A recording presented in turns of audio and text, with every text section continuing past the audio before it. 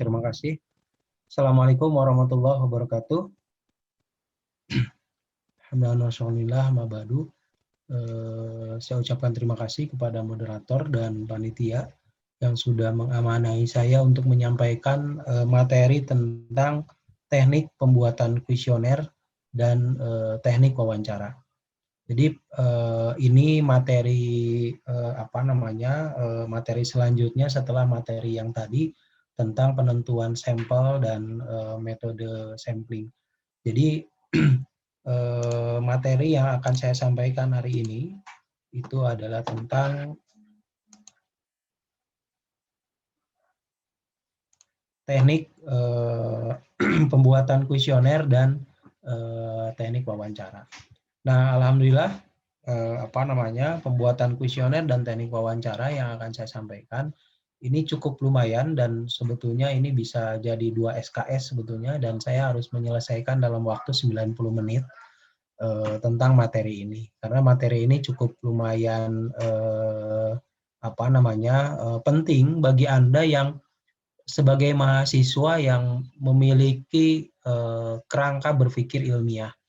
Jadi kalau tadi mungkin sama Pak Dr. Mulyawan sudah disampaikan bagaimana sih pentingnya berpikir ilmiah gitu. Jadi kayak contoh sederhana begini. Saudara-saudara sekalian melihat sebuah buah nangka misalkan, apakah nangka itu matang atau tidak? Kalau orang berpikir ilmiah itu dia akan kayak skripsi misalnya. Jadi kalau misalnya skripsi itu kan nyari masalah. Nah, masalah saudara itu adalah dihadapkan pada buah nangka. Ini buah nangka matang atau tidak, kan pertanyaannya itu. Nah, pertanyaan buah nangka matang atau tidak itu kalau dalam skripsi itu namanya rumusan masalah. Nah, lalu dari rumusan masalah itu ada tujuan penelitian. Tujuan penelitiannya apa? Saya ingin mengetahui buah nangka ini matang atau tidak. Gampangnya kan gitu ya. Nah, lalu Anda mencari cara untuk menjawab pertanyaan rumusan masalah. Karena pertanyaan rumusan masalahnya itu adalah nangka ini matang atau tidak, kan gitu ya. Sehingga Anda harus cari cara untuk bisa menjawab bahwa nangka itu matang atau tidak. Nah, untuk menjawab pertanyaan rumusan masalah tadi, bahwa nangka itu matang atau tidak, berarti butuh alat untuk membuktikan nangka itu matang atau tidak. Itu gampangnya. Nah, jadi sebetulnya skripsi juga begitu. Anda tuh cari dulu masalah, setelah nyari masalah, biasanya kalau dalam skripsi bab 1 ya, menyusun latar belakang masalah, kayak bikin makalah aja kan, kemudian rumusan masalah, tujuan penelitian, di bab 2 Anda membahas teori. Nah, kalau nangka tadi, di bab 2-nya apa, Pak? Di bab 2-nya cari teori yang menjelaskan ciri-ciri nangka matang atau tidak. Oh, menurut teori A, nangka matang itu cirinya kalau saya gebuk pakai tangan, maka suaranya bek-bek-bek. Kalau saya tusuk pakai pisau, lalu saya cium pakai hidung, maka ada rasa penciuman tentang nangka matang. Kemudian kalau saya lihat kalau bahasa Sunda itu cupatnya, itu warnanya kuning, kan gitu ya. Jadi maka itulah ciri-ciri nangka matang menurut teori di bab 2, kan gitu. Maka di bab 3 Anda tuh mencari cara. Maka bab 3 itu biasanya metodologi penelitian. Nah, posisi kuesioner dan teknik wawancara itu posisinya di mana, Pak? Itu adanya di bab 3 kalau dalam skripsi. Jadi bab 3 itu membahas alat yang digunakan untuk mencari jawaban atas pertanyaan nangka matang atau tidak. Ngerti ya? Jadi kan secara teori di bab 2 sudah dibahas ya. Oh, nangka matang itu cirinya A, B, C, D, kan itu. Maka di bab 3, oke, saya buktikan ya, kata teori begitu, maka buktikan. Benar nggak? Lalu dibuktikannya dengan apa? Saya harus nyiapin pisau. Untuk apa pisau? Untuk menusuk nangka itu, lalu saya cium nangkanya. Kan gitu ya. Nah, jadi paradigma berpikirnya begitu. Maka di bab 4 itu adalah tentang hasil penelitian yang nanti Anda akan presentasikan atau menyusun laporan. Itu di bab 4. Makanya sebetulnya yang namanya proposal skripsi itu kan biasanya tiga bab. Bab 1 itu tentang pembahasan masalah, bab 2-nya teori, bab 3-nya adalah metodologi penelitian. Oke, bagi Anda yang masih semester 2 mungkin masih baru mimpi gitu, baru bermimpi nyusun skripsi. Tapi mungkin saya jelaskan dengan contoh nangka supaya lebih mudah. Nah, tapi sebelum itu mungkin tak kenal maka tak gendong, kata Mbah Surip juga. Saya sederhanakan biodata saya. Nama saya Muhammad Hasan Marwiji. Ini biodata saya. Pendidikan saya S1 di STI Sukabumi, S2 saya di UIN Bandung. Pekerjaan saya dosen, kemudian lain-lainnya. Dan moto hidup saya, hidup yang tak dipertanyakan, tak layak untuk dilanjutkan. Alasan kenapa tak dipertanyakan itu tak layak untuk dilanjutkan, karena definisi daripada bertanya itu kata lainnya adalah berpikir.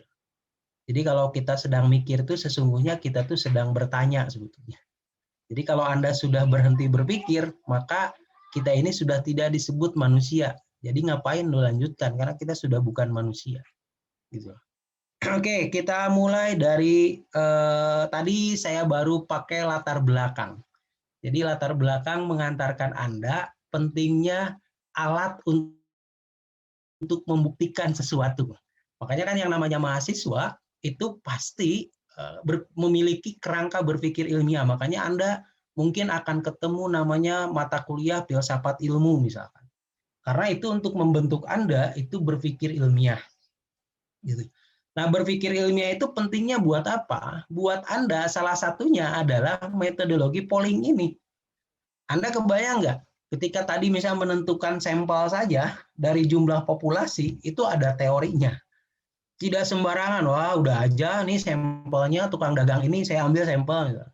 Atau Anda mau bikin skripsi tentang kebijakan kampus, misalkan terhadap prestasi belajar akademik mahasiswa.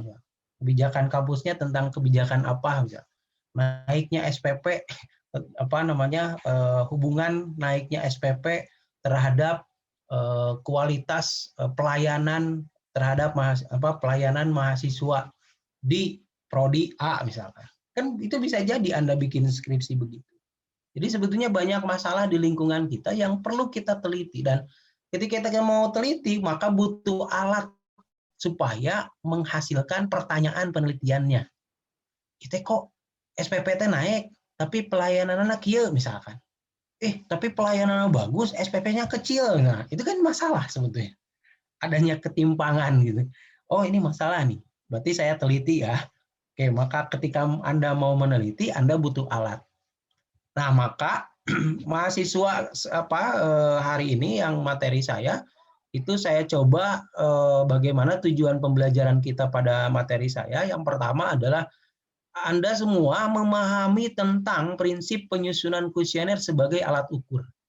Jadi kuesioner itu adalah alat untuk mengukur. Jadi kalau Anda kayak kompas, meteran, kemudian apalagi timbangan, nah itu sama kayak kuesioner. Jadi kalau Anda meneliti itu alatnya adalah salah satunya adalah kuesioner. Kalau dalam metodologi itu ada metode kuantitatif, ada metode kualitatif. Nah, kuesioner ini adalah bagian dari metode kuantitatif. Saya tidak akan masuk ke situ karena Anda lebih sederhanakan yaitu adalah tentang pollingnya, yaitu tentang bahasa sederhana jajak pendapat kan itu, menanyakan pendapat orang. Oke, kemudian yang kedua, tujuan Anda belajar tentang teknik penyusunan kuesioner itu adalah tentang jenis-jenis kuesioner, hal-hal yang harus disiapkan dalam menyusun kuesioner, dan yang terakhir adalah teknik wawancaranya.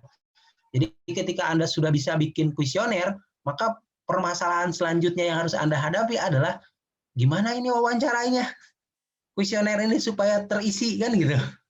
Jadi Anda bisa tuh bikin kuesioner, tapi ketika Anda turun ke lapangan, nanya ke masyarakat, oke ya, sampelnya ini, dia ini pedagang di depan supermall misalkan, dan pedagangnya sudah dicek, oh ini nih yang ini, hasil Anda random sampling.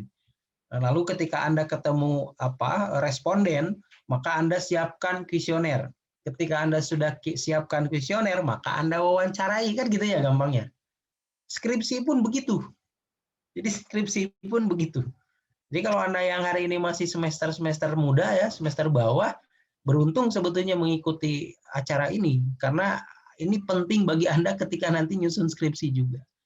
Oke. Ini 3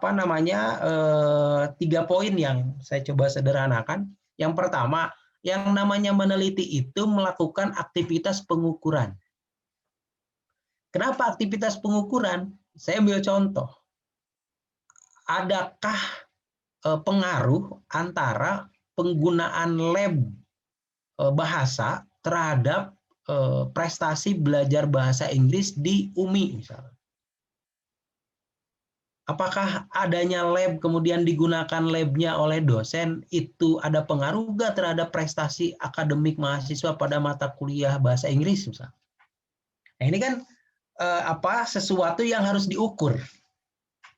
Kalau misalnya berbicara pengaruh, berapa persen sih pengaruhnya adanya lab?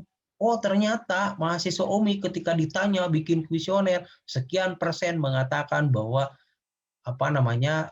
adanya lab itu berpengaruh terhadap prestasi akademik mahasiswa UMI. Ini kan persoalan. Jadi meneliti itu sederhananya adalah melakukan aktivitas pengukuran. Ketika Anda berbicara pengaruh, ketika berbicara hubungan, adanya suatu korelasi, maka yang akan Anda tanyakan, yang harus Anda lakukan adalah Anda itu sebetulnya mau ngukur. Seberapa persen sih elektabilitas seorang calon? Nah, ketika berbicara berapa persen itu berbicara angka. Ketika berbicara angka, maka butuh alat ukur untuk memunculkan angka itu. Gitu ya. Oke, kemudian yang kedua, mengukur itu berarti membutuhkan alat ukur. Dan alat ukur itu dalam penelitian namanya adalah instrumen.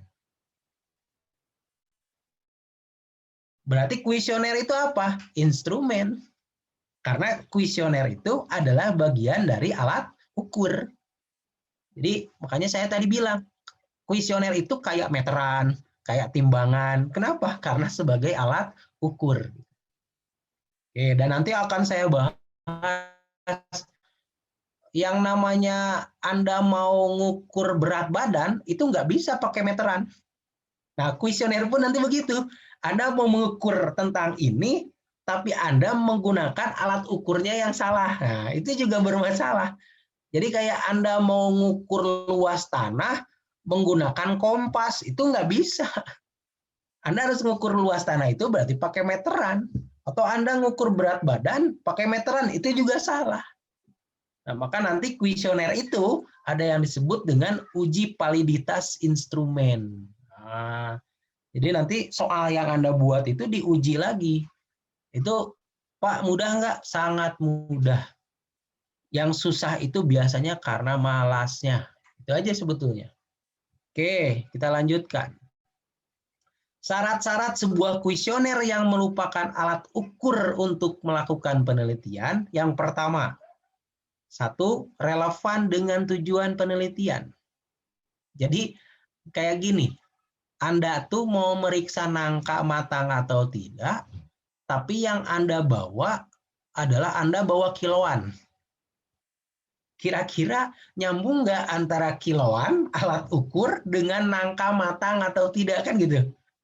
Jadi mau meneliti nangka matang atau tidak, yang Anda bawa kiloan.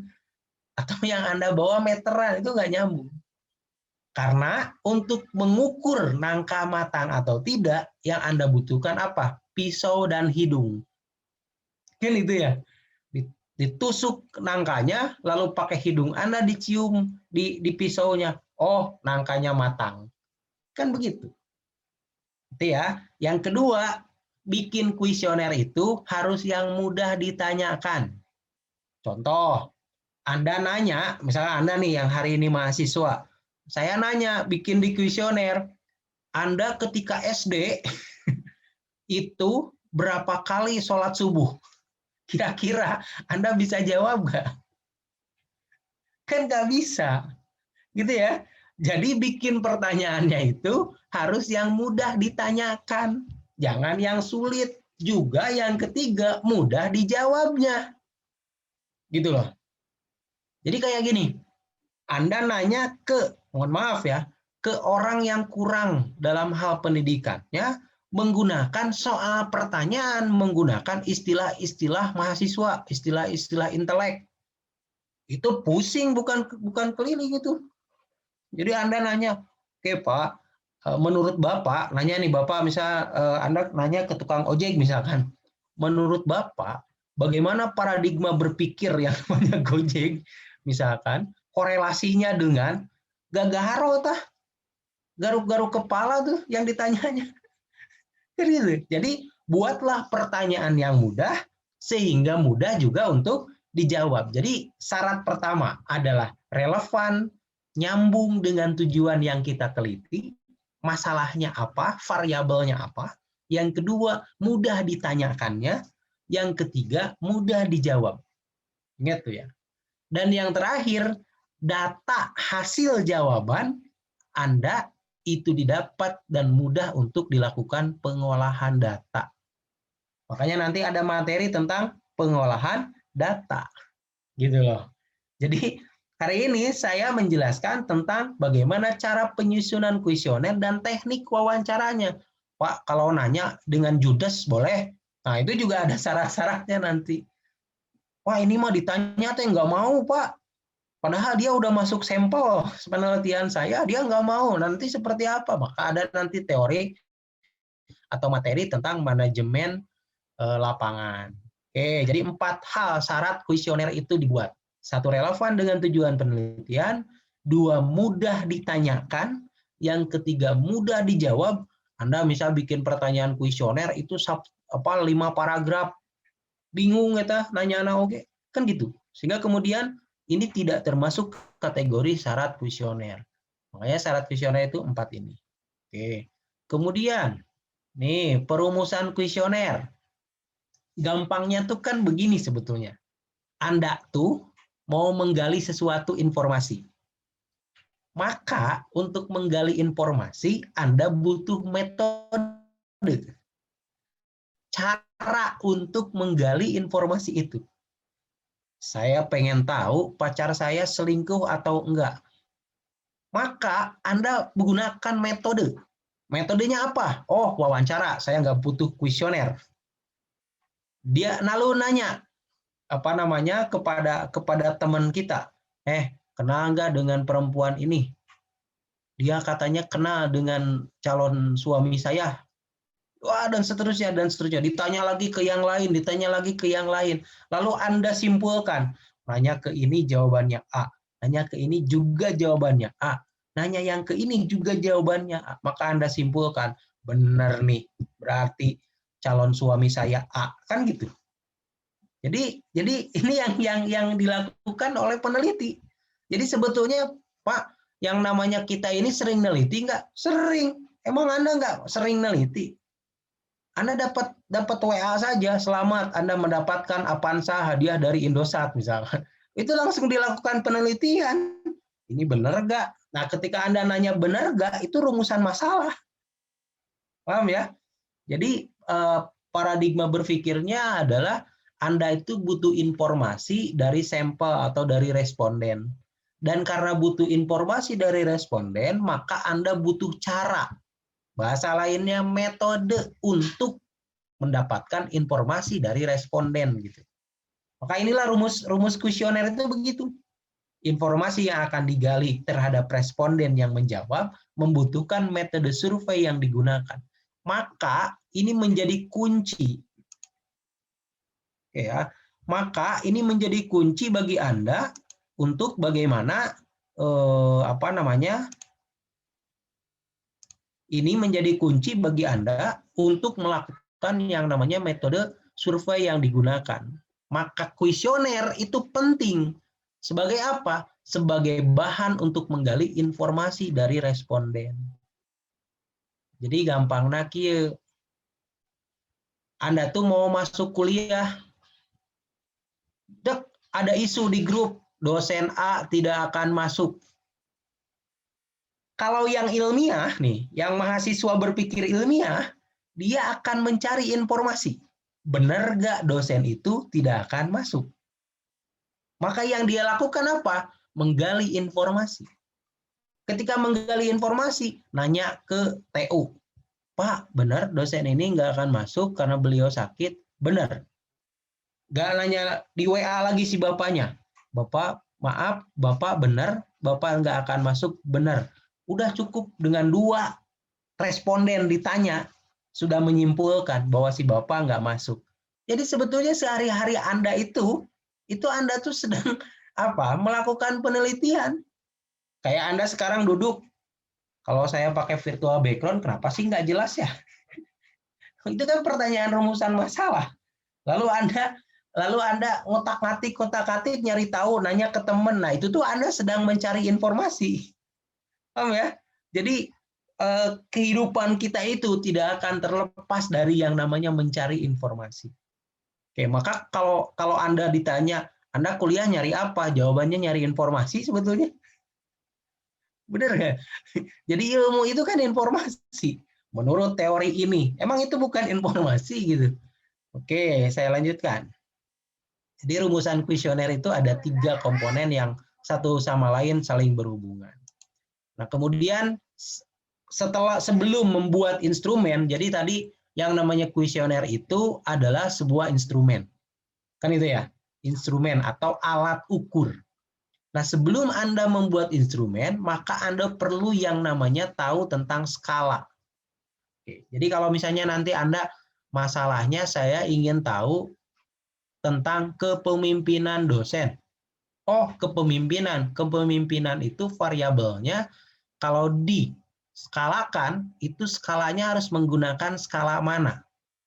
Kalau misalnya saya nanya tentang ke masyarakat misalkan, kenapa Anda senang terhadap cireng misalkan? Kenapa Anda suka cireng? Oh, ternyata satu RT saya penyuka cireng. Alasannya kenapa? Nah, itu Anda sedang neliti kan gitu ya. Bikinlah Anda kuesioner. Tetapi skala yang Anda buat itu harus berdasarkan pada rumus ini. Jadi, oh suka. Suka itu sikap, sifat, atau apa? Kan gitu. Kalau misalnya sikap, berarti menggunakan skala Likert. Kenapa Likert? Karena Likert itu ada nih, di bawahnya kan ada sikap. Jadi kalau ngukur sikap, itu skalanya adalah skala Likert.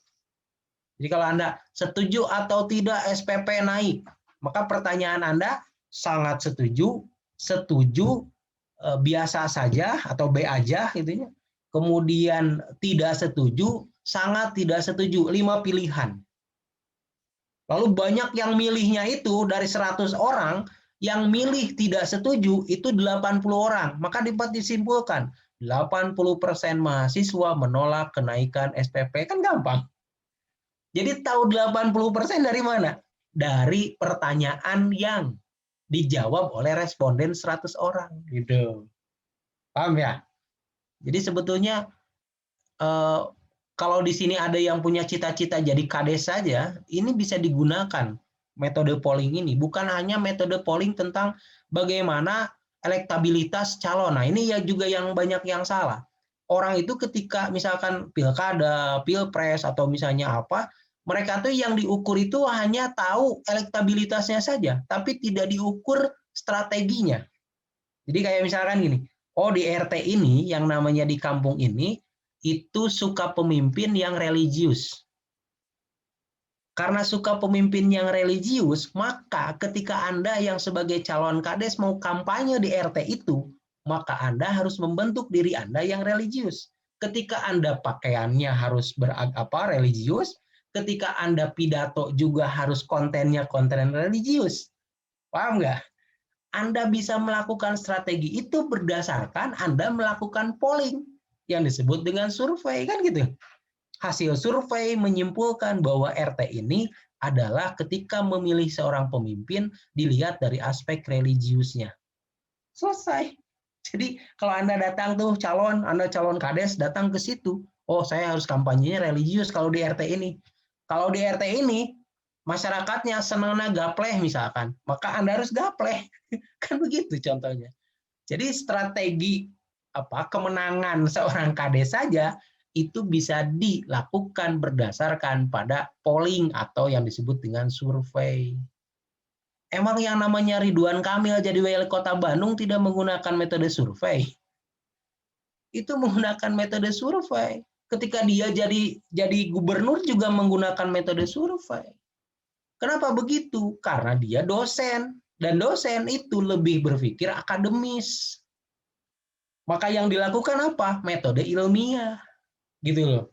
Paham ya? Jadi ini menarik bagi Anda yang hari ini di administrasi publik. Contoh, misalkan Anda ingin mengukur tentang kepuasan pelayanan di Disduk Capil. So, kira-kira Anda ingin mengukur itu dengan menggunakan apa? Oh, kepuasan. Kepuasan itu sikap, berarti menggunakan skalanya Likert. Kan gampang. Paham nggak? Oke, skala Likert itu apa? Oke, ciri-ciri skala Likert itu bipolar. Bipolar itu artinya adalah ada negatif, ada positif. Kayak tadi, sangat setuju, ada sangat tidak setuju. Paham ya? Dari sangat setuju, setuju, biasa saja, tidak setuju, sangat tidak setuju. Itu kan bipolar. Ada negatif, ada positif. Kemudian bergradasi. Bergradasi itu kan ke bawah. Nanti akan saya jelaskan di slide selanjutnya. Kemudian ada Goodman. Goodman itu juga salah satu macam-macam skala. Dan Goodman ini biasanya jawabannya tegas. Kayak misalkan gini. Jadi kalau Anda bikin pertanyaan, jawabannya tuh ya, tidak. Ngerti ya? Jadi pilihannya cuma 2. Ya atau tidak. Setuju, tidak setuju. Udah begitu saja. Ada atau tidak ada. Cuma begitu saja. Kayak misalkan gini. Anda ingin ukur kepuasan kepuasan pelayanan Disduk Capil Kabupaten Sukabumi. Maka Anda bikin pertanyaan kuesioner. Pertanyaan kuesioner Anda gampang. Apakah Satpam ketika bertemu dengan tamu senyum? Pilihannya cuma 2, ya, tidak. Ngerti nggak? Nah, itu yang namanya Goodman, gitu loh. Jadi dia tegas, hanya ada 2 pilihan. Kemudian rating scale, jawaban telah disediakan. Jadi rating scale itu jawabannya, kalau misalnya pilihan ganda, itu jawabannya sudah ada jawabannya di situ. Kayak Anda dulu ujian, itu rating scale. Kemudian semantik diferensial, mengukur respon responden mengenai sikap atau karakter seseorang. Nanti saya kasih contohnya. Oke, kita lihat. Nah, ini contohnya. Yang pertama, skala Likert. Skala Likert itu salah satunya mengukur pendapat, sikap, persepsi. Oke, kira-kira kalau Anda yang hari ini mau mengukur tentang kepuasan pelayanan di Disduk Capil Kota Sukabumi, itu kira-kira skala Likert nggak? Skala Likert, karena Anda ingin menanyakan tentang pendapat masyarakat tentang pelayanan. Paham ya? Jadi Anda nggak usah pakai skala Goodman, Anda nggak usah pakai semantik diferensial, rating scale, karena yang Anda gunakan adalah tentang pendapat. Maka karena pendapat berarti Anda pakainya skala Likert. Ketika berbicara pendapat, itu maka pilihan atas jawaban dari pertanyaan kuesioner Anda itu hanya ini. Setuju, sangat setuju, setuju, tidak setuju, sangat tidak setuju. Ini negatif, ke atas jadi positif. Ya, di atas positif, ke bawah menjadi negatif. Nah, ini yang disebut dengan skala Likert. Kalau berbicara sikap, selalu, sering, hampir tidak pernah, atau tidak pernah. Contoh, apakah Satpam di Disduk Capil murah senyum? Itu berbicara sikap. Karena murah senyum itu sikap. Ngerti nggak? Maka jawabannya itu, pilihan jawabannya, jangan sangat setuju, setuju, tidak setuju, jangan. Tapi yang pilihan jawabannya harus selalu, sering, hampir tidak pernah, tidak pernah. Paham ya? Jadi itu jawabannya. Oke. Kalau persepsi, persepsi itu bisa sangat baik, baik kayak Anda ngisi absen tadi, ada pilihan pertanyaan. Baik, kurang baik, kan gitu ya. Itu mempertanyakan persepsi Anda tentang orang yang ngisi materi gitu. Karena apa? Karena panitia ingin mengevaluasi bagaimana cara penyampaian materinya. Paham ya? Jadi sebetulnya Anda tuh sudah belajar kuesioner tadi dari mulai materi 1. Ngisi pertanyaan gitu. Dan saya bisa langsung persenkan berapa persen yang menjawab materi A itu baik. Itu langsung ketemu. Oke, kemudian skala Goodman nih. Skala Goodman itu tadi saya sampaikan hanya 2. Ya, tidak, benar, salah, pernah, tidak pernah, setuju, tidak setuju. Hanya itu. Ini namanya skala Goodman. Yang ketiga, semantik diferensial. Kalau semantik diferensial itu jawabannya sudah ada. Dan Anda kayak ngukur misalkan, mohon diberi nilai gaya kepemimpinan kepala sekolah. Bersahabat, tidak bersahabat, nilainya berapa? Gitu loh. Wah, ya mah bersahabat, nilainya 4. Oh, ini mah lupa janji, nilainya 1. Nah, Pak, nilai-nilai ini untuk apa? Angka-angka ini nantinya? Ini yang akan Anda nanti ukur. Jadi, nanti Anda itu akan belajar tentang analisis data. Bahkan, alhamdulillah, di acara ini, itu ada nanti pembuatan aplikasinya. Jadi Anda tinggal masukin tuh nilai, oh jawaban orang ini ketika nanya yang ini nilainya 4, masukin 4. Oh yang ini mah nilainya 2, masukin 2. Berdasarkan jawaban responden. Paham ya? Oke. Jadi kayak misalkan ini, sangat setuju, setuju, tidak setuju, sangat tidak setuju. Ini nilainya 4, ini nilainya 3, tidak setuju nilainya 2, sangat tidak setuju nilainya 1, jadi dibalik. Makanya ini skornya. Oke, kelihatan nggak? Kalau kelihatan saya coba zoom.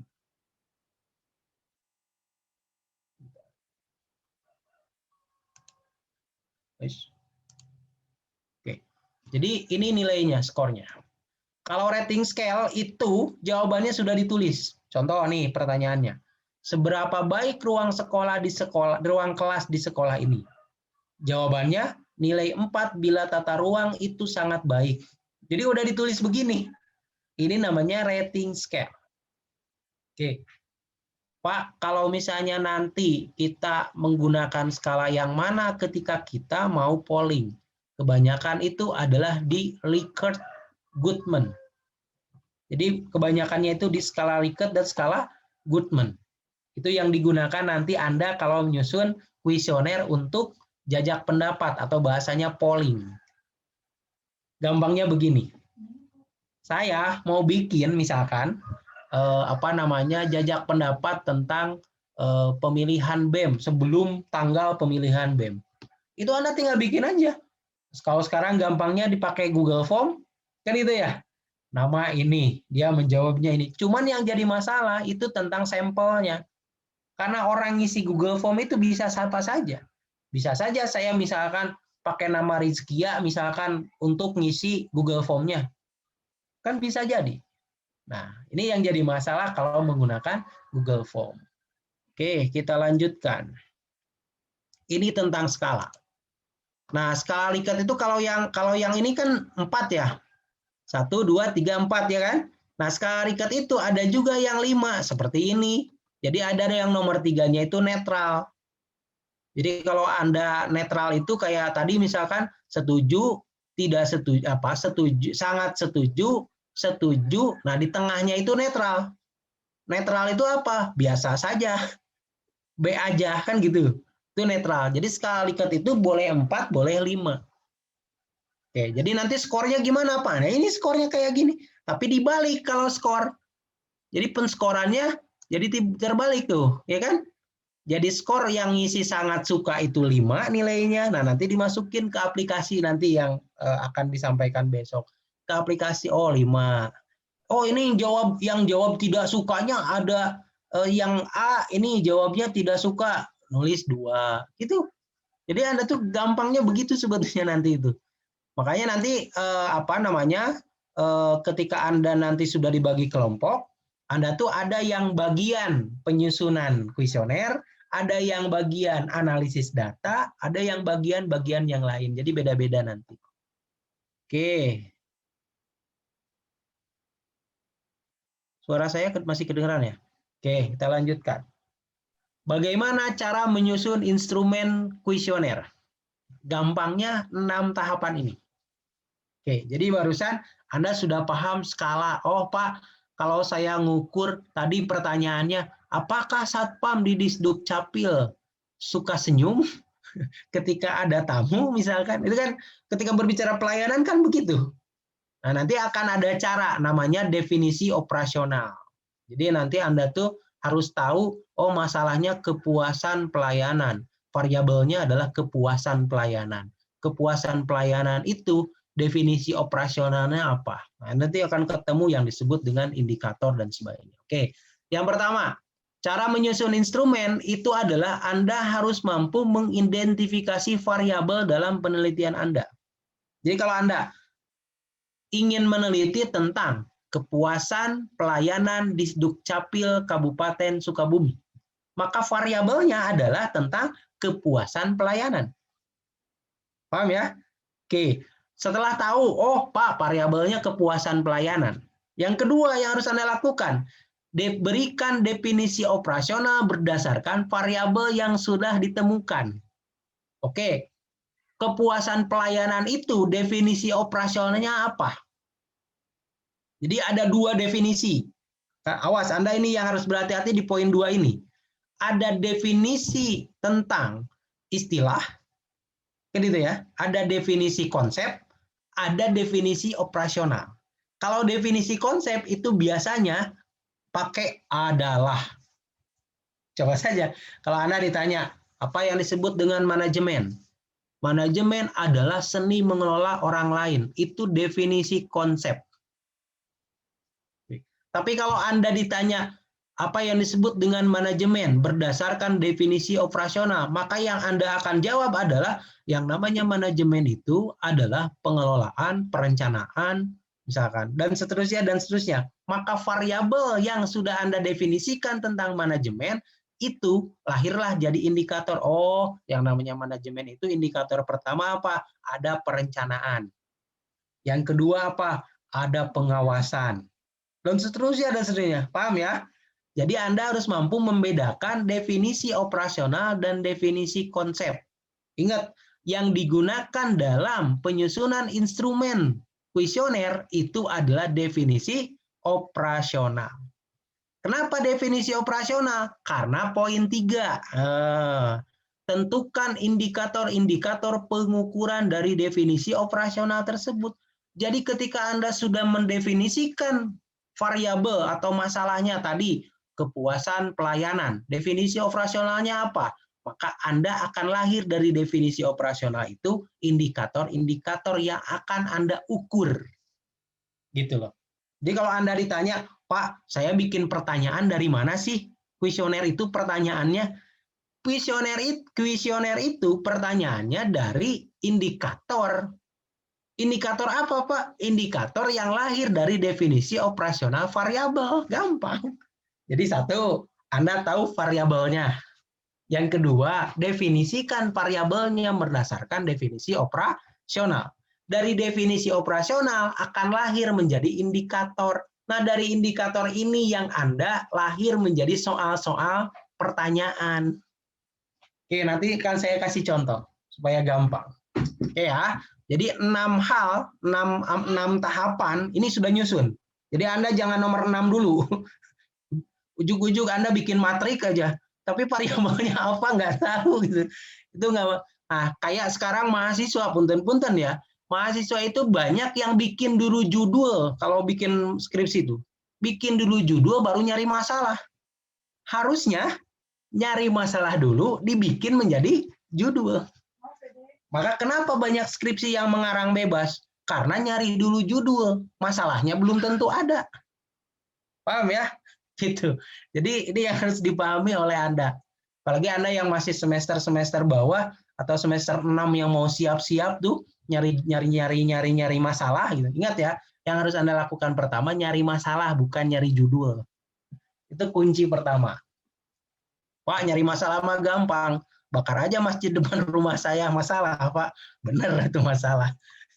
Tapi Anda masalahnya masuk penjara kan gitu. Bukan masalah penelitian. Oke ya. Kemudian setelah indikatornya ketemu, indikator ini akan ketemu kalau Anda bisa mendefinisikan operasional. Itu kuncinya. Oke. Aduh. Apa itu? Mohon mic-nya dimatikan. Oke, jadi dari indikator ini baru Anda membuat yang namanya kisi-kisi instrumen penelitiannya. Oh, indikator A, misalkan tadi manajemen. Manajemen itu salah satunya ada perencanaan. Nah, Pak, pertanyaan dari perencanaan apa? Nah, itu kisi-kisi instrumen tuh. Apakah lembaga A itu melakukan perencanaan? Ya, tidak jawabannya. Kan gitu ya, kayak tadi. Jadi Anda tuh membuat pertanyaan itu dari indikator yang lahir dari definisi operasional. Tuh. Yang kelima, setelah Anda nyusun kisi-kisi instrumen penelitian, maka langkah kelima adalah Anda menentukan butir-butir pertanyaan atau pernyataan. Pak, apa bedanya pertanyaan dengan pernyataan? Kalau pertanyaan itu pasti ada kata tanya. Gampangnya kan begitu. Apakah Satpam di Disduk Capil suka senyum ketika datang tamu, misalkan?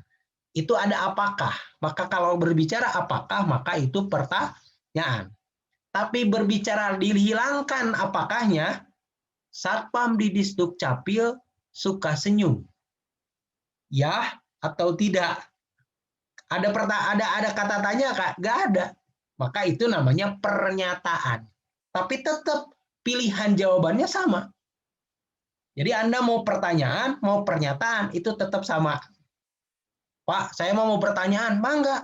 Pak, saya mau pernyataan, mah enggak. Gitu. Jadi itu silakan, terserah Anda mau bentuk pertanyaan atau bentuk pernyataan. Itu enggak masalah. Nah, kemudian selanjutnya yang terakhir, yang keenam, itu adalah gunakan matrik pengembangan instrumennya atau kisi-kisi instrumennya. Nanti akan saya contohkan. Oke, kita lihat contohnya. Nih contohnya. Yang pertama, identifikasi variabel dalam penelitian. Saya kasih contoh yang gampang. Contoh judul penelitian Anda yang mau Anda teliti ya, misalkan. Pengaruh tingkat kekayaan terhadap prestasi belajar siswa di SMA X. Oke, saya kasih warna hitam di 2 kata. 1, tingkat kekayaan. Yang kedua, prestasi belajar. Ini yang disebut dengan variabel. Jadi kayak tadi, saya ingin mengukur tingkat kepuasan masyarakat terhadap pelayanan di Disduk Capil Kabupaten Sukabumi. Variabelnya apa? Pelayanan. Kepuasan dan pelayanan. Kan gampangnya gitu. Paham ya? Nah, baru setelah Anda menemukan variabel ini, oke, ditarik ke bawah. Maka instrumen yang dibutuhkan oleh Anda adalah instrumen untuk mengukur tingkat kekayaan, instrumen untuk mengukur prestasi belajar. Kalau yang tadi, instrumen untuk mengukur tingkat kepuasan, dan yang kedua, mengukur mengukur pelayanan. Kan gampangnya begitu. Apa sih definisi operasional pelayanan? Itu baru nomor 2 nanti. Oke ya. Jadi Anda lakukan dulu ini nomor 1. Kayak misalkan Anda mau neliti tentang misalkan Anda tuh lagi mikir di Lapang Merdeka misalnya. Anda lagi mikir di Lapang Merdeka, lihat anak-anak tawuran. Di bawah, wah, anak-anak tawuran. Ini anak SMK, ini anak SMP. Lalu Anda mikir, apakah nggak ada kebijakan wali kota supaya ini nggak terjadi tawuran? Oh, ternyata ada peraturan wali kota nomor sekian tahun sekian tentang Bahwa salah satu poinnya adalah tentang bahwa sekolah yang melakukan tawuran harus dibubarkan. Tapi pertanyaannya, kenapa sekolahnya masih ada? Nah, Anda kan itu masalah, benar nggak? Jadi sebetulnya kalau Anda nyari judul skripsi itu harus banyak ngelamun supaya Anda nemu masalah, gitu ya. Jadi makanya harus banyak piknik supaya banyak ngelamun. Oke, jadi ketika Anda berbicara tadi variabelnya sudah ketemu, tingkat kekayaan dan prestasi belajar, maka kita lanjutkan ke langkah kedua. Apa langkah kedua? Mencari definisi operasional. Oke, langkah keduanya apa? Nih. Karena yang kita cari adalah tingkat kekayaan dan prestasi belajar menurut teori. Oke, ingat ya, menurut teori definisi operasional tingkat kekayaan adalah dapat diukur melalui tempat tinggal. Apakah benar tempat tinggal itu ukuran tingkat kekayaan? Kan gitu ya. Kemudian transportasi, tempat belanja, pendidikan, jenis makanan, olahraga, asuransi, dan gaya hidup. Oke, maka pertanyaan saya, manakah indikator tingkat kekayaan? Kan gitu. Itu langkah ketiga. Jadi ini langkah kedua kan? Langkah pertama nyari variabel, langkah kedua nyari definisi operasional. Anda nyari teori yang mengatakan tentang definisi operasional. Oh, tingkat kekayaan tuh definisi operasionalnya ukurannya tempat tinggal, transportasi, tempat belanja, pendidikan, dan seterusnya. Oh, kemudian apa? Definisi operasional prestasi belajar itu dibedakan menjadi 5 aspek. Berarti ini yang disebut dengan definisi operasional. Kemampuan intelektual, strategi kognitif, informasi verbal, sikap, dan keterampilan. Oke, lalu selanjutnya, ini definisi operasional sudah ketemu. Maka selanjutnya adalah Anda harus mencari indikatornya. Paham ya? Satu, mencari variabel, udah ketemu variabelnya, definisikan. Maka langkah ketiga, nih, lihat. Tadi tingkat kekayaan itu definisi operasionalnya adalah diukur melalui tempat tinggal, transportasi, tempat belanja, dan seterusnya. Maka indikator tingkat kekayaan atau variabel yang tentang tingkat kekayaan adalah ini. Saya ada yang nggak tertulis gaya hidup di sini. Oke, nggak apa-apa lah ya, ini contoh aja gitu ya. Oke, jadi indikator tingkat kekayaan tinggal narik dari sini, dari definisi operasional. Tek, tek, tek. Maka kalau Anda tadi nanya, Pak, saya bikin pertanyaan dari mana? Nih, dari sini. Dari indikator. Ih, udah gampang, atuh, susah. Kan gitu ya. Jadi balik lagi. Satu, nyari variabel. Jadi ketika Anda sudah nemu masalah, lalu langkah pertama adalah Anda nyari variabel masalahnya. Yang kedua, definisi operasional.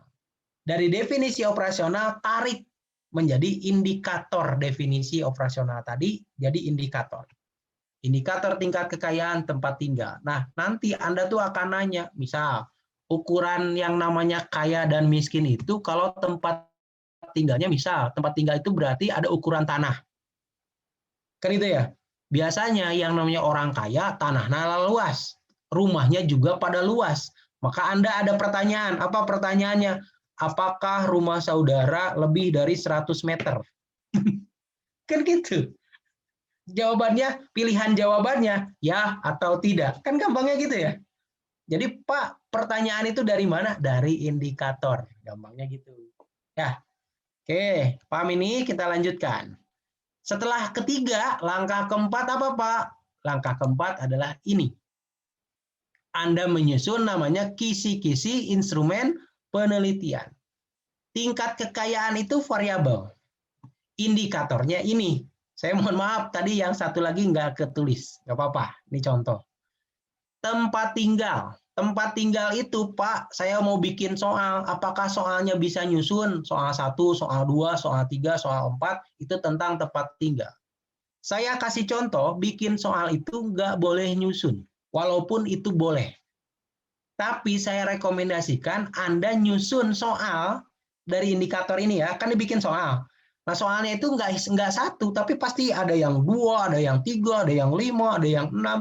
Jadi kalau ada orang nanya, Pak, kalau yang namanya kuesioner itu soalnya 30 aja ya, itu nggak bisa. Kenapa nggak bisa? Karena Anda itu bikin soal dari indikator. Nggak bisa Anda nentuin udah 30 selesai. Nggak bisa. Gitu ya. Jadi, Pak, ini soalnya nomor berapa? Ini soal nomor 1. Jadi tempat tinggal itu saya acak. Nggak mengurut, soalnya harus nomor 1, nomor 2, nomor 3. Kenapa? Karena ini juga bagian dari cara supaya yang menjawab itu kelihatan. Contoh, misalkan, ketika dia ngisi soal nomor 1, isi aja begini, dia asal ngisinya. Maka kalau soal nomor 2 masih tentang tempat tinggal, dia pasti ngisinya akan terus berbohong. Karena nomor 1-nya juga berbohong. Gitu.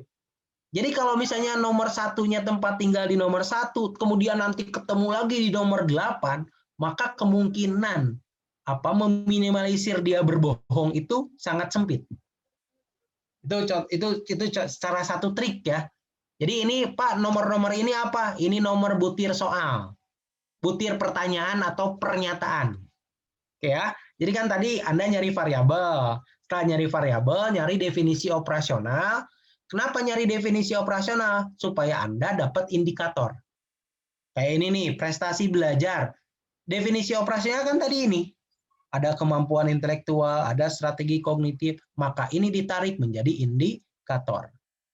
Pak, kok soalnya nomor 1 lagi? Ya, karena 2 variabel itu soalnya dipisah, nggak boleh disatukan. Oke, lanjutkan. Kemudian setelah Anda bikin kisi-kisi instrumen penelitian, maka yang harus Anda lakukan apa? Menyusun butir pertanyaannya atau pernyataannya. Ini tempat tinggal. Saya ngambil satu contoh aja. Tingkat kekayaan, indikatornya adalah tentang tempat tinggal. Nomor 1-nya, kan ini 1, 8, 15. Sesuai dengan yang di sini. Benar ya? 1, 8, 15, 22, 29. Benar ya? Paham ya? Nanti Anda acak-acak saja, nggak apa-apa. Nah, kemudian Anda kasih seperti ini disusun. Tentang indikator tempat tinggal, soalnya tuh ada nomor 1, 8, 15, 22, 29. Anda lihat contoh ini pertanyaan atau pernyataan. Ayo. Karena nggak ada kata tanya, maka ini pernyataan. Tahu ya? Oke, maka pernyataan pertama Anda lihat. Yang namanya tempat tinggal supaya ukuran tingkat kekayaan kan gitu. Ukuran tingkat kekayaan salah satu indikatornya adalah tempat tinggal. Benar nggak sih? Kalau orang kaya atau tidak itu diukur dari tempat tinggal, ya kan? Gitu. Nah, kemudian pertanyaannya lihat, jumlah rumah Anda lebih dari 1. Kalau orang biasanya rumah lebih dari 1, itu masuk kategori kaya, kan gampangnya gitu. Oke ya. Jadi ini contoh pernyataan nomor 1. Pernyataan nomor 8, karena diacak Tea tadi. Diacak supaya memudahkan Anda supaya si responden itu menjawabnya tidak asal. Pernyataan nomor 2, rumah yang Anda tempati saat ini berada di kawasan perumahan mewah. Ini kan salah satu tingkat kekayaan. Jawabannya ya, tidak. Dia checklist ya. Kemudian, luas rumah melebihi 100 meter persegi. Ya. Rumah Anda memiliki lebih dari 1 lantai. Ya. Kan gitu. Jadi Anda bikin pertanyaan ini berdasarkan pada indikator. Jadi jumlah pertanyaan itu ditentukan oleh indikator. Jadi kalau transportasi itu bisa jadi soalnya 3, bisa 4, bisa 5, bisa 8, bisa itu beda-beda. Oke ya. Langkah selanjutnya, berarti baru berapa langkah tuh? 1, nyari variabel. 2, nyari definisi operasional. Yang ketiga, nyari indikator. Yang keempat, nyari kisi-kisi. Kan itu ya, kisi-kisi instrumen. Yang kelima, menyusun butir pertanyaan. Yang keenam, nanti Anda tuh kan bikin kayak gini pertanyaannya. Benar kan? Ini saya ngambil cuman yang terkait tentang indikator rumah dulu. Tadi kan pertanyaan nomor 1 rumah. Mohon dijawab item instrumen tingkat kekayaan siswa. X tanda centang pada pernyataan di samping. Jadi dicentang ya atau tidak pilihannya. Oke, pertanyaan nomor 1. Jumlah rumah Anda lebih dari 1. Ya. Rumah yang Anda tempati, nomor 8 nih. Rumah yang Anda tempati saat ini berada di kawasan perumahan mewah. Tidak, misalkan. Kalau kebanyakan dia nulis tidak, maka berdasarkan indikator rumah, tingkat kekayaannya seperti apa. Kan gitu. Berapa persen dia ini kaya. Jadi kayanya itu diukur berapa persen nantinya. Gitu loh. Jadi Anda nggak bisa ngomong orang kaya atau tidak, itu kalau tidak diukur. Kan gitu, ayo namanya. Jadi kalau Anda ngukur, pacar saya ini benar nggak sih bogohnya ke saya, itu diukur nanti oleh Anda. Jadi sekarang mah Anda sudah bisa berpikir ilmiah dan melakukan polling. Oke ya. Kemudian next, ini baru udah jadi item soal. Jadi item soalnya itu nanti begini, Pak. Nah, kenapa banyak tabel yang kosong? Ini indikator yang lain diisi di sini. Saya kan tadi ngasih contohnya baru yang rumah dulu, benar ya? Dan soalnya kan diacak tuh nomor 29, Anda tinggal di rumah milik sendiri, dalam artian tidak mengontrak dengan orang lain. Karena nggak mungkin yang namanya orang tingkat kekayaannya tinggi, dia ngontrak. Paham ya? Gitu. Jadi nanti juga akan ketahuan kalau dia bohong. Misal bohongnya tuh begini, luas rumah saat ini yang Anda tempati melebihi 100 meter. Kemudian jumlah rumah Anda lebih dari 1. Tapi di sini dia ngisinya iya, misalnya. Jumlah rumah Anda lebih dari 1, iya. Tapi pada saat ngisi nomor 29, dia juga iya. Maka ketahuan dia berbohong. Benar ya? Karena soal nomor 1, jumlah rumah Anda lebih dari 1. Iya, Cina. Tapi pada saat ditanya, Anda tinggal di rumah milik sendiri, dalam artian tidak mengontrak dengan orang lain, dia juga jawab ya. Masa dia punya rumah tapi ngontrak? Ngerti nggak? Gitu. Jadi nanti akan ketahuan. Tapi kalau misalnya ini nomor 29, posisinya disusun nomor 1 ini, nomor 2 yang 8 ke nomor 2, yang nomor 15 ke nomor 3, itu akan nggak akan kedeteksi dia berbohong atau tidak karena sudah nyusun tentang pertanyaan rumah. Paham ya? Oh kan tadi saya jawab ini dong, kalau berarti yang ini tidak. Tapi kalau diacak begini, itu akan sulit dia mendeteksi. Jadi kebohongannya itu lebih mudah kita mendeteksi justru gitu. Paham ya? Oke, itu bikin instrumen kuesioner. Pak, bagaimana cara bikin soalnya? Nah, sekarang kita lanjut. Bagaimana cara bikin pertanyaannya atau pernyataannya? Oke, Anda baca ini. Pertanyaan itu bisa mempengaruhi sebuah jawaban.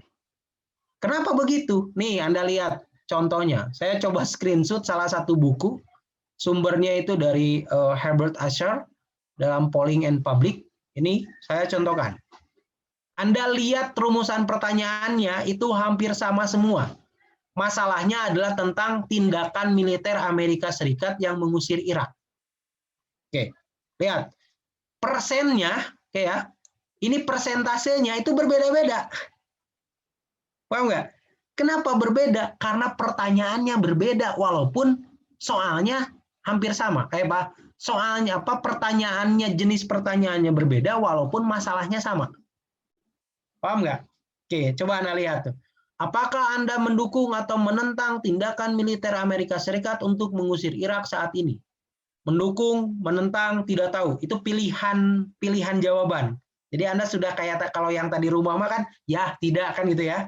Kalau yang ini mah mendukung, menentang, tidak tahu. 23% mendukung. Tapi ketika pertanyaannya diubah redaksinya menjadi, apakah Anda setuju atau tidak setuju dengan pernyataan ini? Amerika Serikat seharusnya melakukan segala tindakan yang diperlukan, termasuk memakai kekuatan militer dengan tujuan memaksa Irak menarik diri dari Kuwait. Ini sama masalahnya, tetapi pertanyaannya beda redaksinya, sehingga hasilnya pun berbeda. Kebayang nggak? Yang mendukung tadi di pertanyaan pertama 23%, tapi di pertanyaan kedua yang setuju 66%. Itu jauh jomplang gitu. Masalahnya sama, tapi soalnya berbeda. Jenis soalnya berbeda. Sehingga kemudian hasilnya pun akan berbeda. Maka saya simpulkan, pertanyaan itu mempengaruhi jawaban. Paham ya? Oke, jadi pertanyaan itu mempengaruhi sebuah jawaban. Oke, lanjutkan. Beberapa prinsip dalam penyusunan pertanyaan. Apa saja itu prinsipnya? Yang pertama, hindari penggunaan istilah atau singkatan yang mungkin tidak dipahami oleh responden. Contoh, Anda bikin soal ke tukang beca, misalkan yang gampang ya, ke tukang beca atau tukang ojek. Apakah NATO itu melakukan agresi militer? Atau tukang beca teh garo-garo? NATO apa NATO teh? Kan gitu ya. Jadi jangan bikin soal atau pernyataan yang istilah atau singkatannya mungkin tidak dipahami oleh responden. Itu satu kuncinya. Jadi kalau Anda nanti bikin soal, kira-kira ini kan responden saya itu ibu rumah tangga. Kira-kira ibu rumah tangga itu ngerti nggak dengan soal yang saya bikin atau pernyataan yang saya buat? Itu kunci pertama. Yang kedua, selain hindari penggunaan istilah atau singkatan yang mungkin tidak dipahami oleh responden, yang kedua adalah hindari ambiguitas. Pertanyaan yang ambigu jawabannya. Kayak contoh, apa Anda olahraga secara teratur? Emang yang namanya teratur itu ukurannya apa? Ngerti nggak? Oh, teratur itu sehari 2 jam. Nggak ada tuh teorinya. Benar nggak? Jadi teratur itu harus diganti. Nggak boleh Anda bikin soal seperti ini karena ambigu. Berapa pendapatan Anda? So, kira-kira berapa pendapatan Anda? Dalam sebulan itu pas nggak? PNS saja yang gajinya sudah tentu, itu belum tentu. Bisa jadi dia punya proyek lain, kan nggak tahu. Paham nggak? Oke, jadi jangan buat pertanyaan yang ambigu, yang multi tafsir, gitu, yang menghasilkan jawaban yang nanti juga multi tafsir. Oke, itu yang kedua. Kemudian yang ketiga,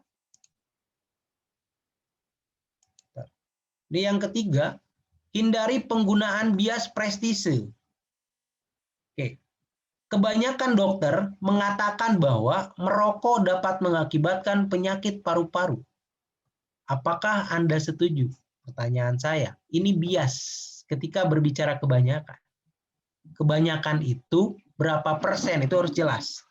Jadi kalau berpikir ilmiah itu begitu. Jadi kalau ada teman Anda, banyak mahasiswa tuh yang nggak masuk ke kelas, emang banyak tuh berapa? Itu harus jelas. Jadi sekarang mah Anda sudah berpikir ilmiah. Itu tidak lagi ngomong yang bias. Oke ya. Kemudian, hindari pertanyaan yang mengarahkan. Jadi pertanyaannya jangan mengarahkan. Kayak contoh, ada orang melakukan polling tentang ingin tahu elektabilitas calon wali kota, misal, atau calon bupati. Pertanyaannya dia mengarahkan. Itu nggak boleh. Contoh, ini di sini contohnya ya. Apakah Anda setuju atau tidak setuju pemerintah daerah membelanjakan lebih banyak uang rakyat untuk mempercantik jalan protokol? Ini mengarahkan. Mengarahkannya di mana? Mengarahkannya pasti tidak setuju. Pasti banyak jawaban tidak setuju. Karena ada pertanyaan membelanjakan lebih banyak uang rakyat untuk mempercantik jalan protokol. Pasti banyak yang tidak setuju karena sudah diarahkan pertanyaannya terhadap jawaban. Paham ya? Contoh lagi, lihat. Sebagai seorang Muslim, apakah Anda setuju dengan serangan Amerika Serikat ke Irak? Jawaban saya, pasti banyaknya tidak setuju. Kenapa? Karena sudah diarahkan sebagai seorang Muslim. Sedangkan Irak kebanyakan adalah Muslim. Dan pasti jawabannya nggak ada yang setuju. Atau sedikit yang setuju, kebanyakan tidak setuju. Dan ini nggak boleh. Jadi hindari pertanyaan yang bias. Kemudian yang selanjutnya, hindari pertanyaan yang mengarahkan. Maka ketika nanti Anda nyusun kalimat pertanyaan atau pernyataan, itu harus hati-hati. Karena kunci bikin kuesioner itu salah satunya di sini. Kalau langkahnya tadi yang 6, gitu ya. Jadi kalau yang langkah 6 Anda sudah paham, tinggal Anda cara nyusun pertanyaannya atau pernyataannya. Oke, hindari pertanyaan double barreled. Contohnya, apakah sekolah ini mewajibkan muridnya untuk ikut pramuka atau karate? Ini double pilihan. Itu nggak boleh. Jadi harusnya, apakah sekolah ini mewajibkan muridnya untuk ikut pramuka? Udah cukup segitu. Atau untuk ikut karate? Udah cukup segitu. Jadi jangan pilihan pramuka dan karate. Karena nantinya akan bingung. Ada di sisi lain mewajibkan pramuka, tapi di sisi lain tidak mewajibkan karate. Itu Anda akan bingung menjawabnya. Paham ya? Jadi ini yang harus dipahami. Hindari pertanyaan yang double barreling, double pilihan. Gitu ya. Oke, next. Hindari menanyakan hal-hal di luar kemampuan responden, kayak tadi. Contoh misalkan di sini ada siapa ya yang gampang? Ada Tria. Ketika Tria ditanya misalkan, Tria, apakah Tria ketika SD itu berapa kali sholat subuh? Kebayang nggak? Itu di luar kemampuan Tria ketika ingin menjawab. Benar nggak? Dan itu akan sulit gitu loh. Maka Anda tidak boleh bikin pertanyaan di kuesioner hal-hal yang di luar kemampuan responden. Itu jangan, nggak boleh. Jadi kalau yang ditanya oleh Anda adalah ibu rumah tangga, maka Anda yang harus bikin soal sesuai dengan kemampuan ibu rumah tangga. Kemudian selanjutnya, hindari pertanyaan yang socially desirable. Contoh, apakah Anda memilih calon legislatif yang sesuku dengan Anda? Nah, ketika berbicara sesuku itu berbicara social desirable. Ada sebuah seperti masalah sosial, kesenjangan sosial, jadi lebih mengarah. Berapa kali Anda sholat wajib dalam sehari itu juga nggak boleh, karena socially desirable. Karena tidak semua orang itu Muslim misalnya, tidak semua orang sesuku, itu juga harus dipahami oleh kita semua. Oke, selanjutnya jenis pertanyaan. Jadi kalau tadi saya ulangi ya, ini ingat prinsip-prinsip dalam penyusunan pertanyaan. Ini kunci loh. Setelah 6 tahapan tadi Anda paham, kunci selanjutnya adalah Anda harus tahu prinsip nyusun pertanyaan. Jadi kalau tadi, oke Pak, yang namanya manajemen menurut definisi operasional, lahirlah indikator perencanaan. Saya mau bikin soal perencanaan. Manajemen yang Anda teliti itu manajemen di mana? Oh, manajemen manajemen Kosma misalkan, ketua kelas. Anda definisikan perencanaan, apakah Kosma punya visi misi? Kalau nggak ada, berarti Kosma tidak menggunakan manajemen secara baik. Kan gitu. Salah satu contohnya. Jadi Anda membuat pertanyaannya ini. Makanya satu, hindari penggunaan istilah atau singkatan yang mungkin tidak dipahami oleh responden. Hindari ambigu. Pertanyaannya jangan ambigu. Kemudian hindari pertanyaan yang mengarahkan. Hindari penggunaan bias, sesuatu yang bias. Pertanyaannya jangan dibuat. Kemudian hindari yang pertanyaannya adalah double pilihan. Pramuka dan karate. Udah aja hapus salah satu. Gitu. Atau dibikin pertanyaannya jadi 2. Satu yang pramuka, satu lagi pertanyaan baru tentang karate, itu bisa. Oke, kemudian hindari menanyakan hal di luar kemampuan responden. Jadi tukang cilok ditanya tentang metodologi penelitian, itu jangan.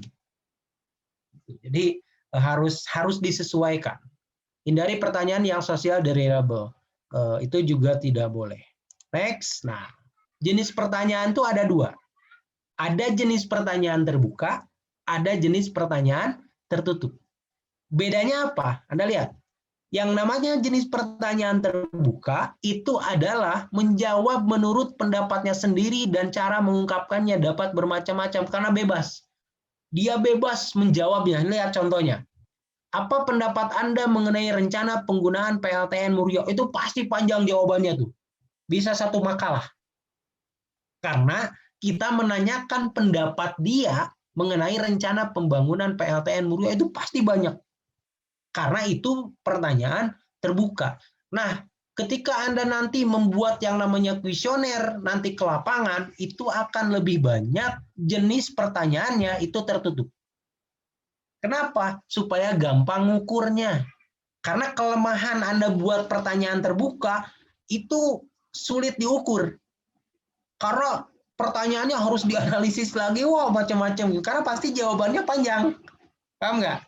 Nah, maka Anda itu pasti nanti bikin kuesioner pada saat nanti Anda penelitian, itu harus bikin kuesioner yang jenis pertanyaannya pasti tertutup. Karena jawabannya sudah ada. Sudah ada pilihan jawaban. Contoh, maka yang namanya pertanyaan tertutup itu adalah pertanyaan dibuat dengan memberi alternatif jawaban kepada responden. Jadi udah ditutup dengan pilihan itu. Anda lihat contohnya, sama tentang PLTN Muria. Tapi pertanyaannya, apakah Anda setuju rencana pembangunan PLTN Muria? Kalimat setuju itu melahirkan pilihan jawaban. Sangat setuju, setuju, tidak tahu, tidak setuju, sangat tidak setuju. Nah, maka ketika Anda ada 5 pilihan itu, orang itu jawabannya pasti antara 5 itu. Paham ya? Jadi ini memudahkan Anda ketika nanti akan ngukur. Sekali lagi, saya sampaikan. Anda nanti ketika praktek, itu pasti bikin soal kuesioner yang tertutup. Ingat itu. Jadi jawabannya sudah ada alternatif jawaban yang Anda buat. Ingat ya, itu contohnya. Oke, kita lanjutkan. Nah, di akhir Anda itu pasti akan melakukan namanya uji validitas dan reliabilitas pengukuran instrumen. Jadi yang namanya Anda setelah bikin tadi ya tahapannya, oke, saya tentukan dulu variabelnya. Setelah penentuan variabel, definisi operasionalnya. Setelah definisi operasional, lahirlah indikator. Setelah lahir indikator, Anda buat kisi-kisi instrumen. Indikator ini soalnya ini, indikator ini soalnya ini, nomornya nomor sekian. Kayak tadi saya contohkan. Oke ya. Nah lalu setelah Anda nyusun soal-soal itu sudah ada dalam kolom tadi, ya tabel tadi ada tabelnya. Nah lalu Anda lakukan yang namanya uji validitas dan reliabilitas instrumen atau pengukuran. Jadi gini, kan kuesioner yang Anda buat itu namanya alat ukur. Nah, yang namanya alat ukur ini harus diuji validitas dan reliabilitasnya. Contohnya gampangnya gini. Anda tuh mau ngukur meja. Maka Anda nggak mungkin bawa kiloan. Karena yang Anda ingin ukur adalah meja. Ketika berbicara meja, maka berbicara luas, bukan berat. Maka kalau Anda ngukur meja pakai kiloan, itu salah. Ya, maka alat yang harus digunakan untuk mengukur meja apa? Meteran. Oke, paham ya? Satu, maka meteran itu valid. Alat ukurnya divalidasi. Benar tuh bahwa yang namanya ngukur meja harus pakai meteran. Itu namanya uji validitas. Jadi kalau Anda soal angket tadi, soal kuesioner, Anda angket tadi soal apa? Ya angket atau kuesioner sama ya. Anda tadi bikin soal kuesioner, pertanyaan-pertanyaan yang Anda buat itu divalidasi dulu. Ini benar nggak sih ngarahnya ke kekayaan kalau tadi contoh variabelnya? Yang ini benar nggak kalau nanya ukuran tanah 100 meter luasnya, lebih dari 100 meter itu kategori orang kaya. Terus gitu. Kan itu ya. Nah disinilah Anda pasti akan banyak nanya. Pak, uji validitas reliabilitas ada rumusnya? Ada. Bahkan sekarang sudah banyak, kalau Anda nonton di YouTube itu banyak. Bahkan rumusnya rumus Excel juga ada gampang. Tapi nanti akan diajarkan oleh tim pemateri yang lain setelah saya. Oke ya, itu yang namanya tentang tabulasi, aplikasi tabulasinya. Oke, jadi Anda nggak usah ketakutan kesusahan. Jadi nanti akan diajarkan ada cara tabulasi datanya. Oke. Validitas itu derajat kebenaran, jadi yang namanya ngukur meja kudu pakai meteran, jangan pakai kiloan.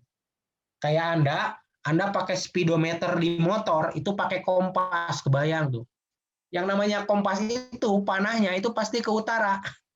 Anda pakai motor ke kanan, tapi tetap kompasnya kan ke utara. Pasti banyak yang tabrakan tuh kalau speedometer motor atau mobil pakai kompas. Karena salah, ngukur kecepatan itu nggak bisa pakai kompas. Kompas itu digunakan untuk alat ngukur arah mata angin. Kan gitu ya? Jadi kalau ngukur kecepatan motor, jangan pakai kompas, tapi namanya pakai speedometer. Nah, inilah yang disebut dengan uji validitas. Yang kedua, Pak, uji reliabilitas itu apa? Uji reliabilitas itu adalah konsistensi alat ukur. Jadi gini, kalau ngukur meja ini pakai meteran yang saya pegang, oh meja ini 5 meter. Lalu saya ngukur keramik, pasti kalau ngukur keramik juga pakai meteran, diukur. Oh sama, 100 meter meja dengan 100 meter keramik ketika dibandingkan itu ternyata sama. Berarti namanya meteran yang saya pegang tadi, itu dia reliable, konsisten. Contoh, Anda punya kompas. Kompas ini alat ukur. Benar ya? Bayangkan bahwa kompas ini adalah kuesioner yang Anda buat. Karena sama-sama alat ukur. Ketika Anda pegang kompas, kompas itu panahnya pasti ke utara. Oke ya. Lalu Anda lari ke kiri atau ke sebelah timur, tetap saja jarumnya ke utara. Anda lari lagi ke selatan, jarumnya tetap ke utara. Anda lari lagi ke barat, jarumnya ternyata tetap masih ke utara. Maka kesimpulannya, kompas ini reliable. Kompas ini konsisten. Saya mau lari kemanapun, arah jamnya, arah penunjuk jarumnya, itu tetap ke utara. Nah, sama halnya ketika Anda punya yang namanya bikin soal kuesioner atau soal angket. Itu harus dilakukan validasi dan reliabilitas dulu. Pak, bagaimana caranya? Oke, di rumus Excel sebetulnya sudah ada. Saya kasih contoh aja ini. Jadi Anda tuh ketika ngebagiin angket, nih, jawaban nomor 2, soal nomor 1 terhadap responden nomor 1, dia menjawab setuju misalkan. Setuju itu nilainya 2. Atau misalnya kalau dibalikan ya, negatif positif tadi, nilainya adalah tidak setuju. Maka nilainya adalah 2. Tapi dia nulisnya adalah biasa saja. Responden nomor 2 terhadap soal nomor 1, itu jawabnya adalah poinnya 3. Yang tadi ya, skor yang tadi di pinggir tadi, tabel. Ini tuh skor semua masukin ke sini. Dimasukin ke sini soal nomor 3, responden nomor 1, menjawab soal nomor 3, itu nilainya 2. Skornya gitu. Paham ya? Ini item soal, ini responden. Oke. Ini contoh perhitungan uji validitas dan reliabilitas dalam Excel. Pak, rumusnya ada banyak di YouTube, gampang. Anda tinggal buka di YouTube uji validitas dan reliabilitas variabel. Makanya nanti setelah teori ini sampai hari Jumat, Anda tuh akan dilakukan pendampingan praktek. Jadi kalau nanti bagian yang membuat kuesioner dan teknik wawancara itu pasti dengan saya bimbingannya. Gitu. Jadi saya pasti akan latih Anda bikin uji validitas seperti ini dan sebagainya. Dan ini langsung keluar 0,3. Kalau R hitung lebih besar dari R tabel, maka dia valid. Kalau R tabel lebih besar dari R hitung, maka dia tidak valid. Misalkan gitu. Nanti rumusnya ada. Oke, ini contoh saja ya. Contoh saja. Oke, kita lanjutkan ke teknik wawancara. Jadi bikin kuesioner itu gampang, Pak. Gampang. Yang susah itu biasanya Anda merangkai kata-kata soal. Karena Anda belum terbiasa nulis, itu aja sebetulnya. Oke ya, kita lanjutkan nih contoh angket. Contoh kuesioner atau angket, sama aja kuesioner sama angket itu juga. Ini contoh.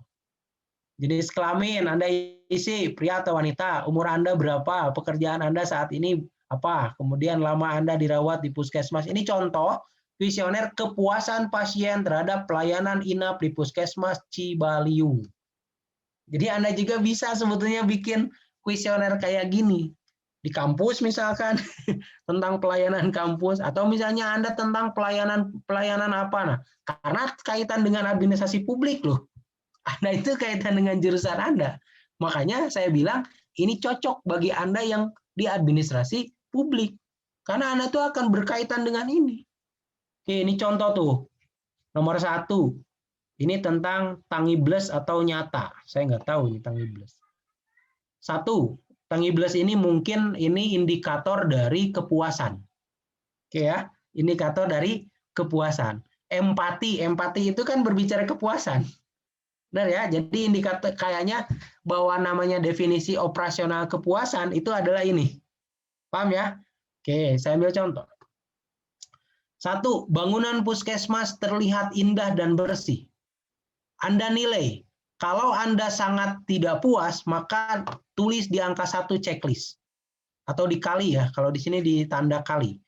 Kemudian, wah bagus tuh ya, benar bahwa puskesmas itu terlihat indah dan bersih, saya sangat puas, maka Anda kali di angka 5. Nah, angka-angka inilah yang tadi dimasukkan ke tabel-tabel barusan Excel. Paham nggak? Itu sebetulnya. Oh, ini responden nomor 1. Responden nomor 1 itu sudah ditandai namanya ibu ini. Maka Anda itu ngisi, dia jawab nomor 1 itu 5, masukin 5. Dia jawab pertanyaan nomor 2, ternyata dia ngisinya nomor 3, berarti isilah 3. Itu salah satu contoh. Oke, nanti slide ini semua saya kirim ke grup biar Anda baca ya, supaya Anda memudahkan untuk belajar. Next, cover kuesioner itu contohnya seperti ini, ada nomor kuesioner, ada logo lembaga. Kalau Anda nanti bikin kuesioner, ini nggak perlu ini, nanti dipraktek, ini dipraktek ya, nanti akan kita praktek. Oke, biar lebih cepat. Teknik wawancara. Teknik wawancara itu harus dipahami ada jenis wawancara penelitian. Yang pertama, jenis wawancara penelitian, wawancara berstruktur, menggunakan pedoman wawancara atau kuesioner yang dipakai dalam survei. Ada jenis wawancara tidak berstruktur, tidak menggunakan pedoman.